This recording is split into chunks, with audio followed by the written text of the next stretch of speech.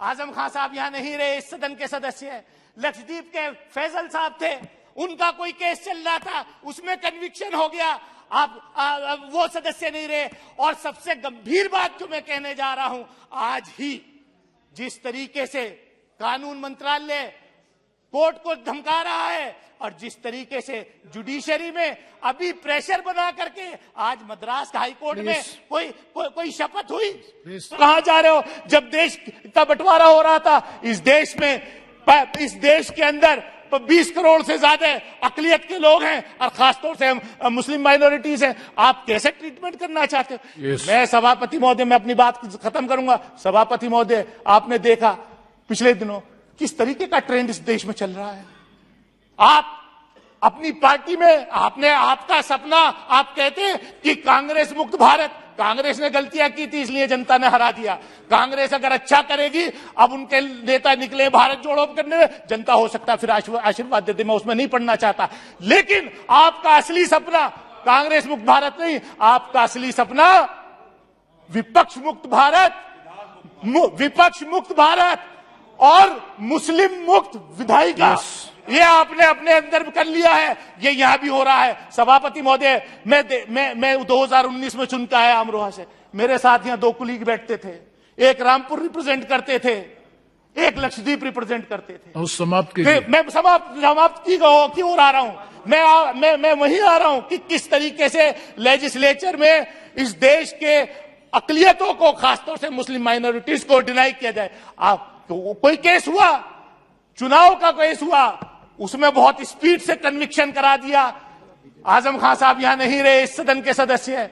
लक्षद्वीप के फैजल साहब थे, उनका कोई केस चल रहा था, उसमें कन्विक्शन हो गया, आप वो सदस्य नहीं रहे। और सबसे गंभीर बात जो मैं कहने जा रहा हूं, आज ही जिस तरीके से कानून मंत्रालय कोर्ट को धमका रहा है और जिस तरीके से जुडिशरी में अभी प्रेशर बना करके आज मद्रास हाई कोर्ट में कोई शपथ हुई, अगर इस तरीके के जजेस का रिकमेंडेशन होगा, इस तरीके के जो हेट स्पीच करने वाले वो क्या न्याय देंगे? सभापति महोदय, I am concluding in 30 seconds. Don't make any comments against the judiciary. It is not fair.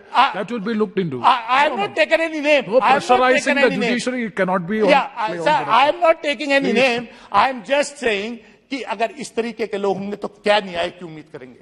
और मैं आपके माध्यम से सिर्फ इतना कहना चाहता हूं, हम दिल्ली के अंदर खड़े हैं, बोल रहे हैं, यहां पर देश की राजधानी में ये संसद भवन है और यहां से 2 किलोमीटर दूर रोज हेट स्पीचेस होती हैं।